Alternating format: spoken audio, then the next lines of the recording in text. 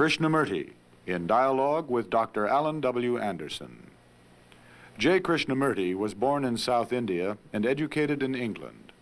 For the past 40 years, he has been speaking in the United States, Europe, India, Australia, and other parts of the world. From the outset of his life's work, he repudiated all connections with organized religions and ideologies and said that his only concern was to set men absolutely, unconditionally free. He is the author of many books, among them The Awakening of Intelligence, The Urgency of Change, Freedom from the Known, and The Flight of the Eagle. This is one of a series of dialogues between Krishnamurti and Dr. Alan W. Anderson, who is professor of religious studies at San Diego State University, where he teaches Indian and Chinese scriptures and the oracular tradition. Dr. Anderson, a published poet, received his degree from Columbia University and the Union Theological Seminary. He has been honored with a Distinguished Teaching Award from the California State Universities. Mr. Krishnamurti, when we were speaking last time, it seemed to me that we had together reached the point where you were about to discuss order, converse about order, and I thought perhaps we could begin with that today, if that's agreeable with you. I think we were talking about freedom, responsibility, and relationship. And before we go any further, we thought we'd talk over together this question of order. What is order in freedom? As one observes all over the world, there is such extraordinary disorder. Oh, yes. Outwardly and inwardly. One wonders why there is such disorder. You go to India and you see the streets filled with people, bursting with population. And you see also so many sects, so many gurus, so many teachers, so many contradictory lives, such misery. And you come to Europe, there is little more order, but you see when you penetrate the superficial order, there is equal disorder. And you come to this country, and you know what it is like better than I do, there is complete disorder. You maybe drive very carefully, but go behind the facade of so-called order and you see chaos. Not only in personal relationship, but sexually, morally, and there's so much corruption. All governments are corrupt, some more, some less. But this whole phenomenon of disorder, how has it come about? Is it the fault of the religions that have said, do this and don't do that? And now they are revolting against all that. Yes, yes. Is it governments are so corrupt that nobody has any trust in governments? Is it there is such corruption in business, nobody wants to look at it even. Any intelligent man, any man who is really serious, and you look at family life, there is such disorder.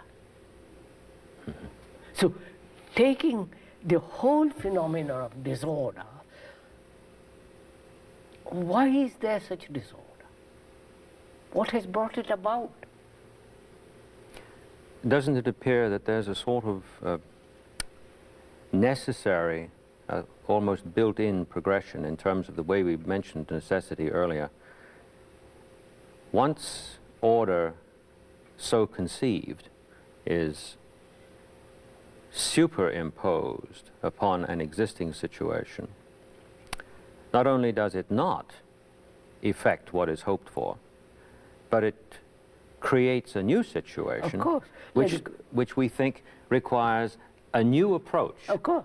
And the new approach is still the superimposition. Like the communists are doing in Russia and China, they have imposed order, what they call order, on a disordered mind. Yes. And therefore there is a revolt, there is. So looking at all this, it's very interesting, looking at all this phenomenon of disorder. What is order then? Is order something imposed? Order, as in the military, on the soldier, imposed order? A discipline which is a conformity, suppression, imitation? Is order conformity? Not in the sense if it's artificially imposed, yes. In any sense. If I conform to an order, I am creating disorder. Yes, yes, I understand what you mean.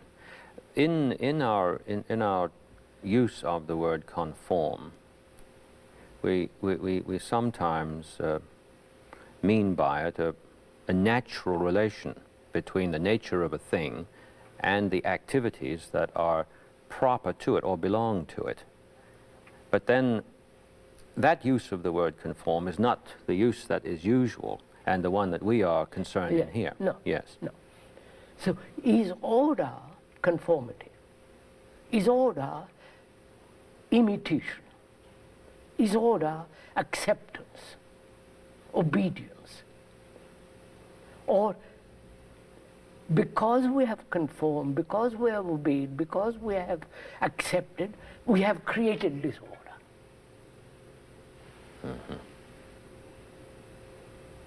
Because discipline, in the ordinary accepted sense of that word, is to conform. Yes, we say in English, don't we, to someone who appears to be undisciplined, or who in fact is undisciplined, we say straighten up. Straighten up, yes, yes. The images that we use to refer to that correction are always rigid, aren't they? Yes. Yes, yes. So that authority, whether the communist authority of the few, or the authority of the priest, or the authority of someone who says, I know and you don't know, that is one of the factors that has produced disorder. And one of the factors of this disorder is our lack of real culture. We are very sophisticated, very so-called civilized, in the sense we are clean, we have bathrooms, we have better food and all that, but inwardly we are not cultured. We are not healthy, whole human beings. The inner fragmentation spills out into our operations externally. So, unless we understand disorder, the nature of disorder, the structure of disorder, we can never find out what is order. Out of the understanding of disorder comes order. Not first seek order and then impose that order on disorder. I don't know if I'm making my... Yes, I do. I'm thinking, as you're speaking, of the phenomenon in the world of study and the world of teaching and learning as we understand them conventionally. I've noticed in our conversations that you always suggest that we study some dysfunction. We're never invited really to do that. We are given the notion that the thing to study is the principle involved. The argument for that, of course, is that one refers to health in order to understand disease. Correct. But then the reference to health, when that is said, is received purely conceptually. Correct. And so what we're studying is now It's a concept rather than the actuality, than Yes. what is. And we slip out Yes, quite. of the true task. There is a difficulty in grasping the suggestion that we study the disorder simply because a disorder by its own condition is without an ordering principle. Quite. Therefore, it sounds, when it comes out, as though I'm being asked to study something that is unstudyable. But to the contrary. On the contrary. Yes, yes. Now I'll stop. You go ahead. On the contrary, you were about to say On something. the contrary, there must be an understanding of disorder. Why it has come about. Yes. One of the factors, sir, is, I think, basically that thought is matter, and thought has by its very nature is fragmentary. Mm-hmm. Thought divides the me and the not me, we and they, my country and your country, my ideas and your ideas, my religion and your, and so on. The very movement of thought is divisive. Mm-hmm. Mm-hmm. Because thought is the response of memory, response of experience, which is the past. And unless we really go into this question very, very deeply, the movement of thought and the movement of disorder. That seems to me to be a key word there, that for my understanding, in listening to you, movement here. To study the movement of disorder would seem to me to take it a step deeper than the phrase to study disorder. With the word movement, we're dealing with act. It's a movement. Exactly. The career of disorder. Yes. If that is what we're directed upon, then I think the objection that the study of disorder is to undertake an impossible pursuit is not made with any foundation.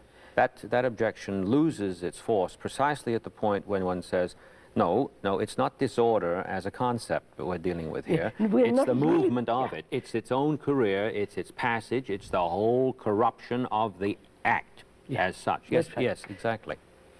I keep on saying this business about act all the time, and perhaps it seems repetitious. That's absolutely right. But, you know, hardly ever is that taken seriously. I know, sir. But by our species. Of course, the animals are onto that from the beginning, but we don't. You see that we deal with concepts, not with what is, actually what is, rather than discuss formulas, concepts and ideas. What is disorder. And that disorder is spreading all over the world. It's a movement. It's a living disorder. Mm-hmm. Isn't disorder which is dead? It's a living thing, moving, corrupting, destroying. Yes, exactly. Exactly. So, But it takes, as you pointed out so often, it takes an extreme concentration of attention to follow movement. And there's a rebellion in us against following movement, which perhaps lies in our disaffection with the intuition that we have that transition is unintelligible, quite. and we don't want that. We can't stand the thought that there's something that is unintelligible, and so we just will not make that Correct. active attention. So That it's like yes. sitting on the bank of a river and watching the waters go by. You can't alter the water. You can't change the substance or the movement of the water. In the same way, this movement of disorder is part of us and is flowing outside of us. So one has to look at it. And there's no confusion in the act at all. Obviously not. It is, that's what, no, first of all, so let's go into it very, very carefully. Mm-hmm. What is the factor of disorder? Disorder means contradiction, right? Yes, and conflict. Yes, Contradiction, this opposed to that, right. or the duality, this opposed to that. The contention between two things to be yeah. mutually exclusive. Yeah. Yes. And what brings about this duality and the conflict? Is there a duality at all? Certainly not in act. There is not a duality. That simply couldn't be. There certainly could be said, not even with respect, don't you think, to thought itself and its operation, that there is a dualism. But the duality, of course, is present in terms of distinction, but not in terms of division. Division, that's right. Not in terms of division. Yes, right. yes, So, I follow. I mean, after all, there's man, woman, Right. black and white and so on. But is there an opposite to violence? Yes, I'm listening very intently. Or only violence? But we have created the opposite. Thought has created the opposite as non-violence. And then the conflict between the two. The non-violence is an abstraction of the what is. Mm-hmm. And thought has done that. Exactly. Yesterday I had a difficult time in class over this. I made the remark that vice is not the opposite of virtue. Virtue is not the opposite of vice. And somehow I just couldn't, it seems, communicate that because of the insistence on the part of the students to deal with the problem purely in terms of a conceptual structure. I don't know if you want to go into it now, if it is the right occasion.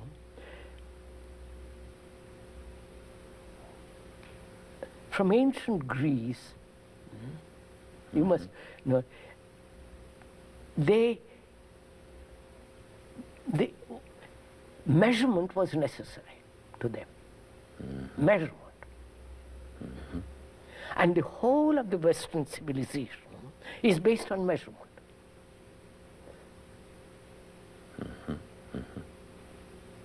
Which is thought.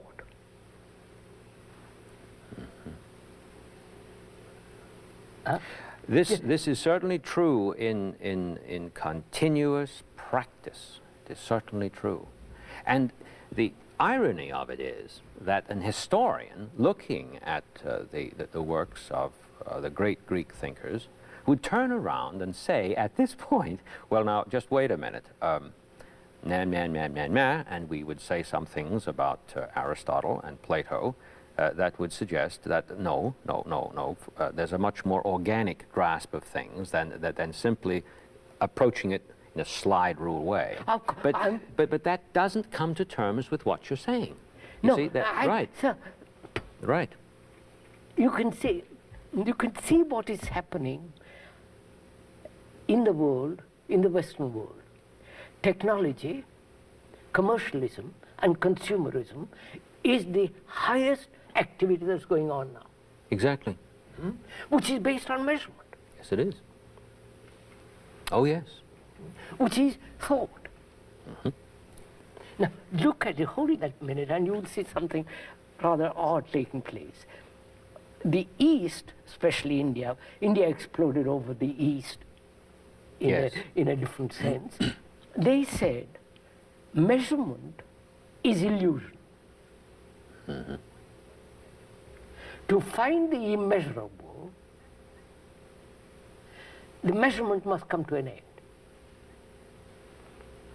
I'm putting it very crudely and quickly. No, but it seems to me that you're putting it precisely well with respect to this concern we have with ACT. Yes. Yes. So it's not crude. It's very interesting because I've watched it. In the West, technology, commercialism, and consumerism. God, Savior, church, all that's outside is a plaything.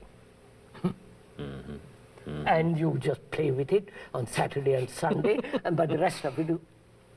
Yes. And you go to India, and you see this. The word ma is to measure, Sanskrit. You must. Oh, yes, right. And they said, reality is immeasurable. Going to see the beauty of it. Oh, yes, I follow. The measurement can never find a mind that is measuring or mind that is caught in measurement can never find truth. I'm putting it that way. They don't put it that way. I'm putting it. So they said to find the real, the immense, measurement must end. But they use thought as a means to, as thought must be controlled, they said. Yes. Yes. You follow? Yes, I do. So in order to find the immeasurable, you must control thought. And to control, who is the controller of thought? So another fragment of thought. I don't know if you follow. Oh, I follow you perfectly. Yes, I do. So they use measurement to go beyond measurement. Yes. And therefore they could never go beyond it. Yes. They were caught in an illusion of some other kind. But it's still the product of thought. I don't know if Yes. What flashed over my mind as you were speaking was the incredible irony of their having right in front of them, I'm thinking now of the Brihadaranyaka Upanishad, this profound statement that is full, meaning anything that I think is over there, that's full. This that I've divided off from that, this is full. From fullness, to fullness issues forth. And then the next line, if fullness is taken away from the full, fullness indeed still remains. Now, there's reading that, you see, but if they approach it in the manner that you've so well described, they haven't read it in the sense of attended to what's being said, because it's the total rejection of that statement that would be involved in thought control. Yeah, of course. Of course. You Yes, see, yes, You see, yes. that's what I'm trying to get at. You see, thought has divided the world physically. America, India, Russia, China, you follow, divided the world. Thought has fragmented the activities of man, the businessman, the artist, the politician, the beggar, follow? Yes. Fragmented that. Yes, yes. Thought has created a society based on this fragmentation. And thought has created the gods, the saviors, the Jesuses, the Christs, the Krishnas, the Buddha. Mm-hmm. And those are all measurable. In the sense, you must become like the Christ, or you must be good. All sanctioned by a culture which is based on measurement. Once you start with forecasts, as we have classically, then we're going to necessarily move to 5, 6, 7, 400, 4,000, Yeah. an indefinite division, yes, that's right. and all in the interest, it is claimed, of clarity. Of course. All in the interest of clarity. So unless we understand the movement of thought, we cannot possibly understand disorder. It is thought that has produced disorder. Sounds contradictory, but it is so. Because thought is fragmentary, Yes. thought is time. And as long as we are functioning within that field, there must be disorder. Which is, each fragment is working for itself in opposition to other fragments. I, a Christian, am in opposition to the Hindu, though I talk about love and goodness and all the rest of it. I love him so much, I want to see him saved, so I will Saved, go out and bring him come into over the to fold. my camp. Yes. Yes, yes, So- yes, yes. One of the, probably the basic cause of disorder is the fragmentation of thought. I was told the other day that in a certain culture, thought means the outside.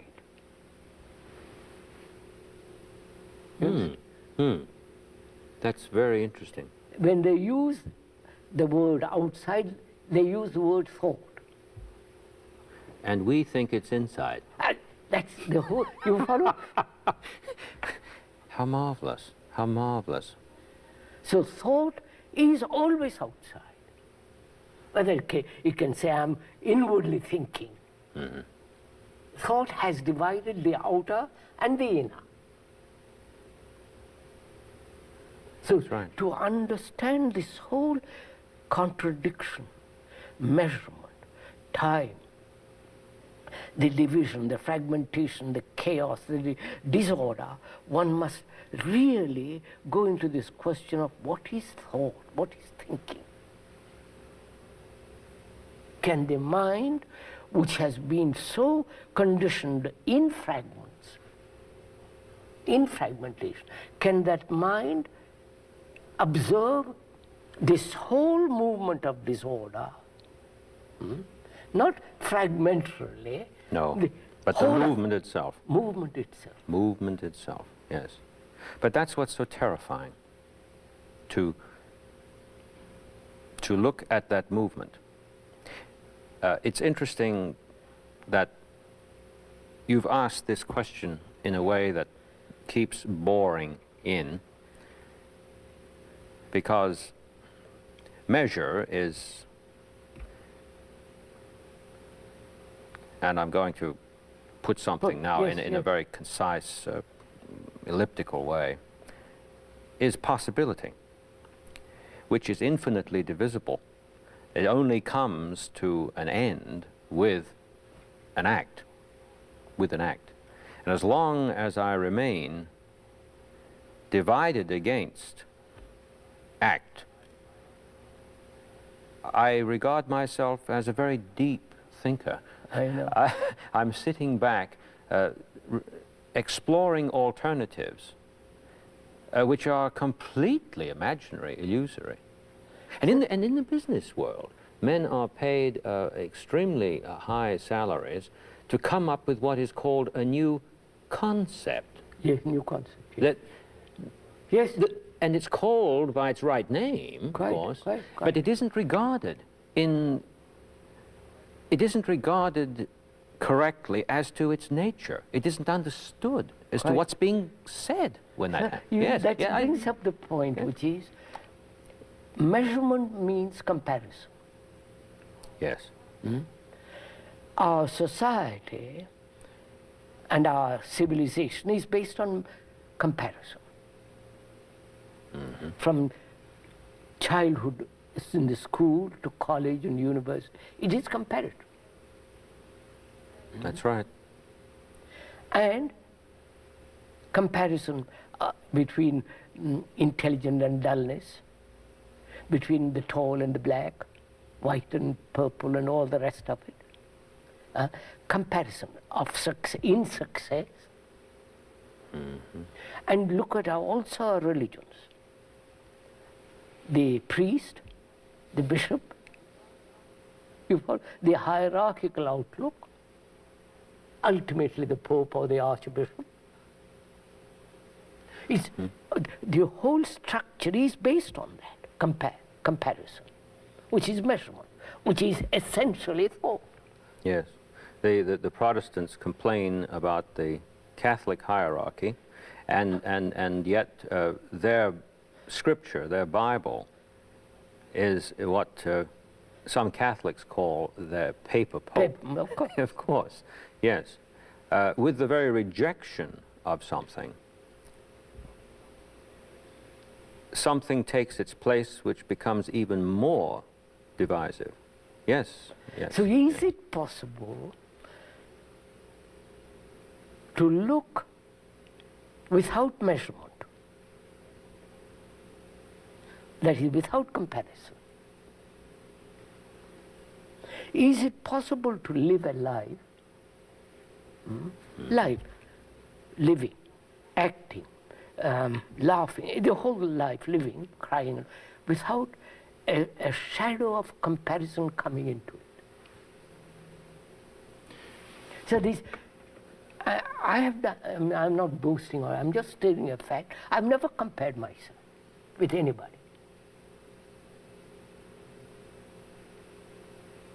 That's a most remarkable thing.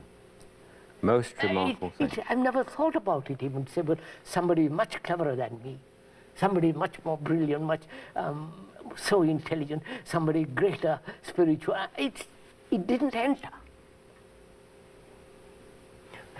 Therefore, I say to myself, is measurement, comparison, imitation, are they not the major factors of disorder? I've had a very long thought about what you said a few conversations ago about when you were a boy, and you never accepted the distinctions that were employed in a dividing way. Oh, of course, and within the social order. And I had to think about my own growing up and accept the fact that I did accept this distinction in terms of division, but I didn't do it with nature. But that set up a conflict in me. of course. Because I couldn't understand how it could be the case that I'm natural as a being in the world,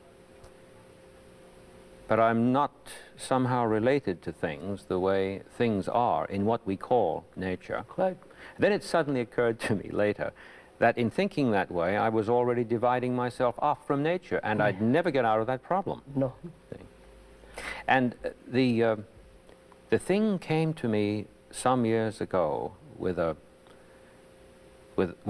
tremendous flash when I was in Bangkok in a temple garden, and of an early morning I was taking a walk, and my eye was drawn to a globule of dew resting on a lotus leaf. And it was perfectly spherical. And I said, where's the base?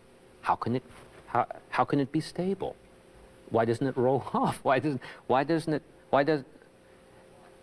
time I got to the end of my whys, I was worn out.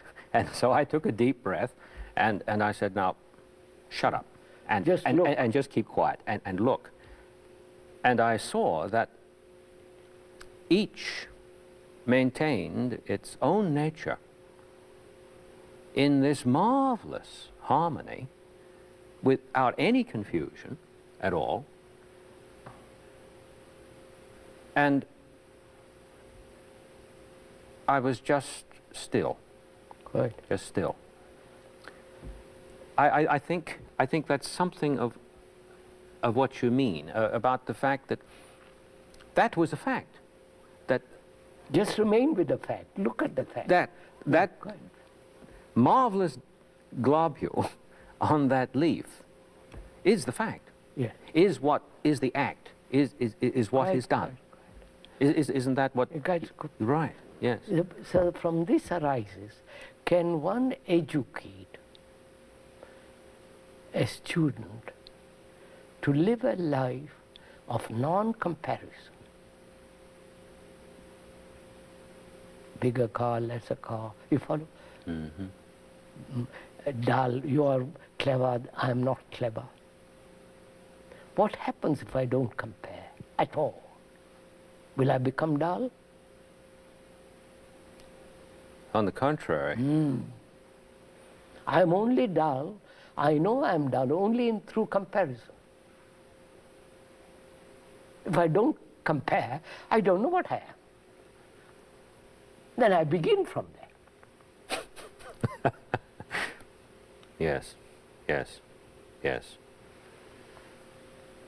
The world becomes infinitely accessible. Oh, then Yes. the whole thing becomes extraordinarily different. There is Yes. no competition, there is no anxiety, there is no conflict with each other.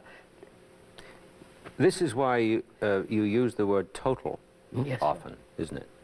In order to express that there's nothing drawn out from one condition to the other. There's no link there. There's no bridge there. Totally disordered. Totally order. Absolutely.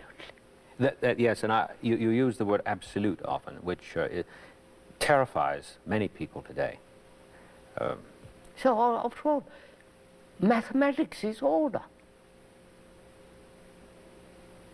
Oh, The yes. highest form of mathematical investigation, you must have a mind that's totally orderly. The marvelous thing about math, too, is that whereas it's the study of quantity, you don't make passage from one integer to another by 2 getting larger. 2 stops at 2. 2.5 is no more 2. Somehow that's the case. Yes. But a child, when he's taught mathematics, is never introduced to that that I've ever heard of. You see, sir, our teaching, our everything is so absurd. Is it possible, sir, to observe this movement of disorder with a mind that is disorderly itself? and say, can this mind observe disorder, this mind which is already in a state of disorder? So disorder isn't out there, No. but in here. Now, can the mind observe that disorder without introducing a factor of an observer who is orderly? Who will superimpose? Yes. Therefore, observe perceived disorder without the perceiver. I don't know Yes. if I'm making Yes, sense you at are. all. Yes, you're making sense. That is, to understand disorder, we think an orderly mind is necessary. As over against the disorderly one. Disorder. But the mind itself has created this disorder, which is thought and all the rest of it. So can the mind not look at disorder out there, but the maker of disorder which is in here? Which is itself the Which very is mind. Mind as itself is disordered. disordered. Yes. But as soon as that is stated conceptually, And concepts is finished. yes, That's like but we are using words. we are using words to communicate. Exactly. And what I'm concerned with just for a second is, what are we going to say when we hear the statement that it is the disordered mind that keeps proliferating disorder, but it's Of that course. disordered mind that must see, that must see. I'm going to show you that. Yeah, You will see right, in a minute yes, what right. takes place. Yes. Disorder is not outside of me. Disorder is inside of me. That's a fact. Because the mind is disorderly, all its activities must be disorderly. And the activities of disorder is proliferating or is moving in the world. Now, can this mind observe itself without introducing the factor of an orderly mind, which is the opposite? I don't know. Yes, it is. The opposite is, of course, it's the So opposite. can it observe without the observer, who is the opposite? That's the question. Now, watch it, sir, if you are really interested in I it. am. I'm deeply interested in it. If you will see, the observer is the observed. The observer who says, I am orderly and I must put order in disorder. Generally what takes place. But the observer is the factor of disorder. Because the observer is the past, is the factor of division. Where there is division, there is not only conflict, but disorder. You could see so happening actually in the world. I mean, all this problem of energy, all this problem of war, peace and all that, can all be solved absolutely when there are not separate governments, sovereign armies, and say, look, let's solve this problem all together, for God's sake. We are human beings. This earth is meant for us to live on. Not Arabs and Israelis and America and Russia. It's our earth. And it's round. Yes. But we will never do that because our minds are so conditioned to live in disorder, to live in conflict.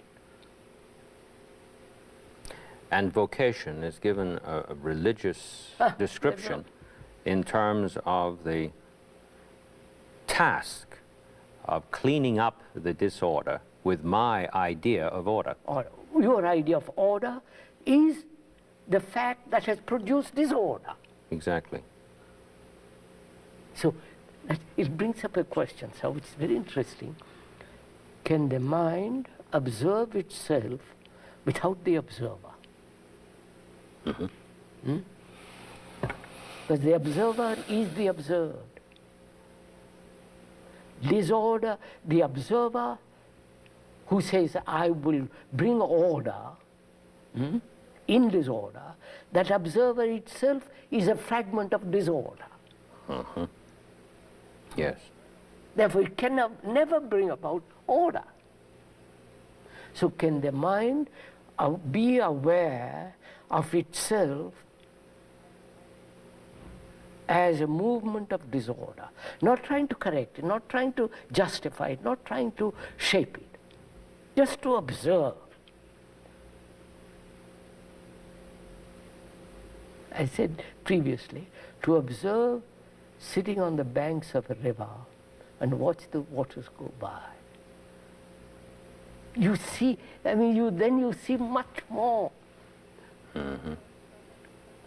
But if you are in the middle of it swimming, you'll see nothing.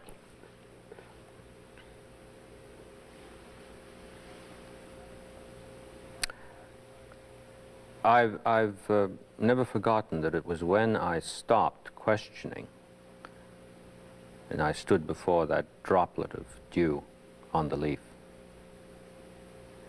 that everything changed. Totally. Right. Totally.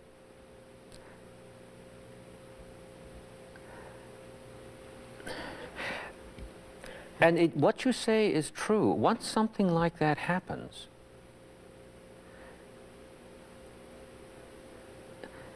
there isn't a regression from it. Oh, no, sir, Yes. it is not once, it is...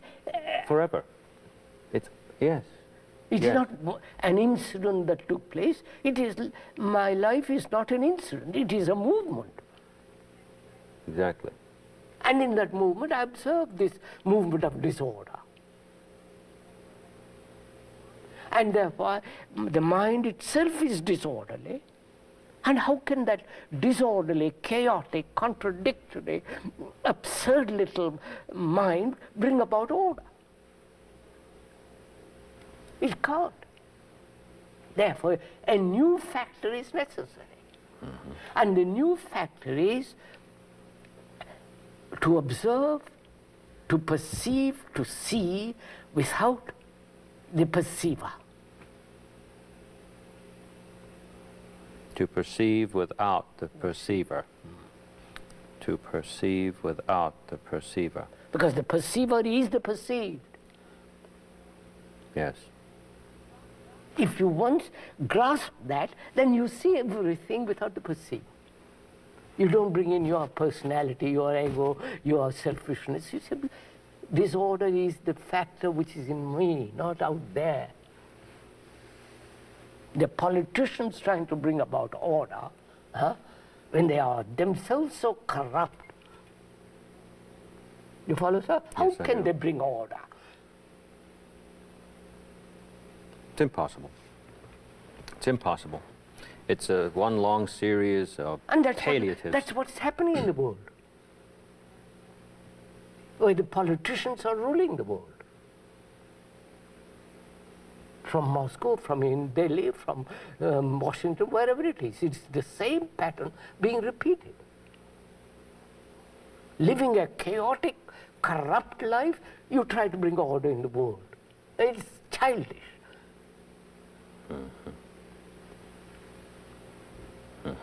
So, that's why transformation of the mind is not your mind or my mind. It's the mind, the human mind. Or the mind trying to order itself, even. Not Yeah. even that. Now, how can Because the a perceiver blind is the man perceiver. trying to bring about color? And he says, well, that's gray, and if it's no meaning. So can the mind observe this disorder in itself without the observer who has created disorder? So this brings a very simple thing. To look at a tree, at a woman, at a mountain, at a bird, or a sheet of water with a light on it, the beauty of it, to look without the seer. Because the moment the seer comes in, the observer comes in, he divides.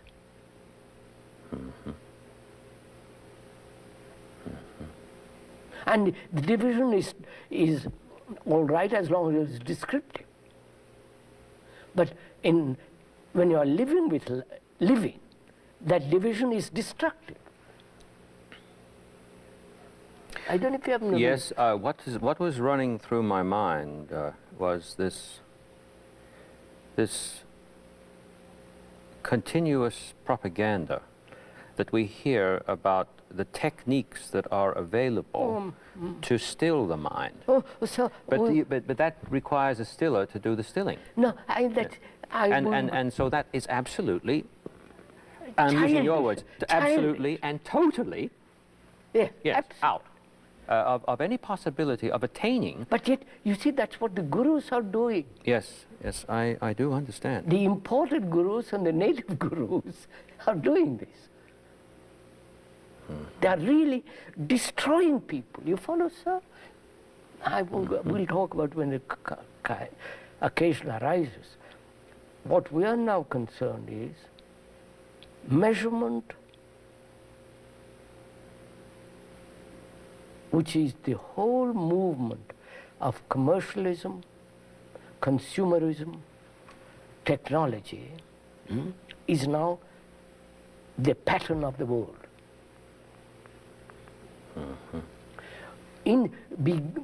Begun in the West and made more and more and more perfect in the West, and that's spreading all over the world. Go to the most smallest little town in India or anywhere, the same pattern being repeated. And the village you go, and they are so miserable and happy, one meal a day, but it is still within that pattern. And the governments are trying to solve these problems separately. You follow? France by itself, Russia by itself. It's a human problem. Therefore, it has to be approached not with a Washington mind or a London mind or a Moscow mind, with a mind that is human, that says, look, this is our problem, and for God's sake, let's get together and solve it. Which means care, which means accepting responsibility for every human being. So let's come back. As we said, order comes only with the understanding of disorder. In that there is no superimposition, in that there is no conflict, in that there is no suppression. When you suppress, you react, you know all that business. So it is totally a different kind of movement, order. And that order is real virtue. Because without virtue, there is no order. There's gangsterism. Oh, yes. Politically or in any other way, religiously. But without virtue, virtue being conduct. The flowering in goodness every day. It is not a theory, so it actually takes place when you live that way. You know,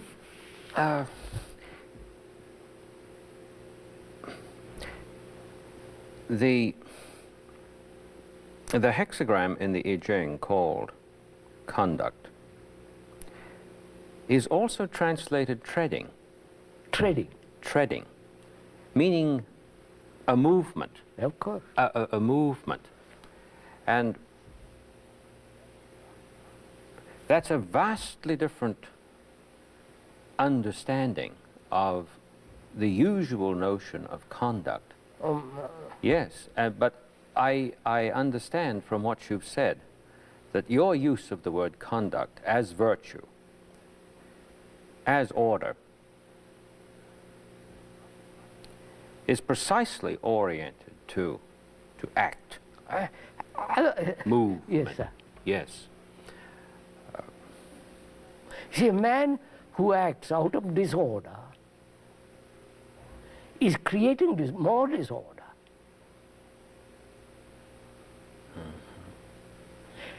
And the politician, look at his life, sir. Ambitious, greedy, seeking power, position, Running for election. election, all the rest of it. Yeah. And he is the man that's going to create order in the world. The tragedy of it, and we accept it, you follow? Yes, we believe it's inevitable. We do, And therefore we are irresponsible. because he did it and I didn't. Yes, yes. Because we accept disorder in our life. I don't accept disorder in my life. I want to live an orderly life, which means I must understand disorder. And where there is order, the brain functions much better. There is a miracle here, isn't there? Absolutely, that's the miracle. There's a miracle here. As soon as I grasp the movement of disorder, The mind grasps, yeah. yes, behold, there's order. That's just it, sir. That's truly miraculous. Perhaps it's the one and only miracle. No, there are other miracles, but I mean, in the deepest sense of the word, yeah. all of them would have to be related to that, or we wouldn't have any of them, is what I meant. The real heart, the real core. that's why, sir, relationship, communication, responsibility, freedom, and this freedom from disorder is a great sense of beauty in it. You know, a life that is beautiful, a life that is really flowering in goodness. Unless we bring about such human beings, the world will go to pot. Yes. This is what's happening. And I feel it's my responsibility. And to me that I'm passionate about it. It's my responsibility. To see that when I talk to you, you understand it, you live it, you function, move in that way.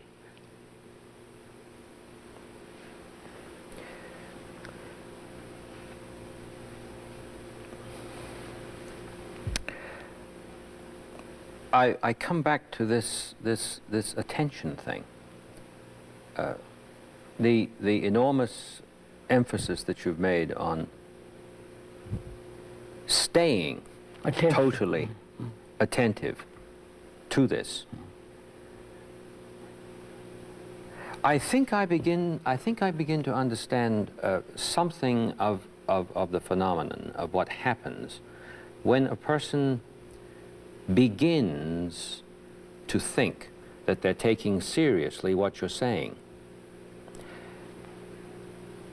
I didn't say begins to take it seriously. They think they're beginning to. As a matter of fact, they begin to watch themselves lean in to it. But of course, nothing's started yet. But something very strange happens in the mind when this notion that I'm leaning in. I start to get terribly afraid. I become terribly fearful of something. Next time, We should discuss fear. could we discuss fear? You know, sir, there is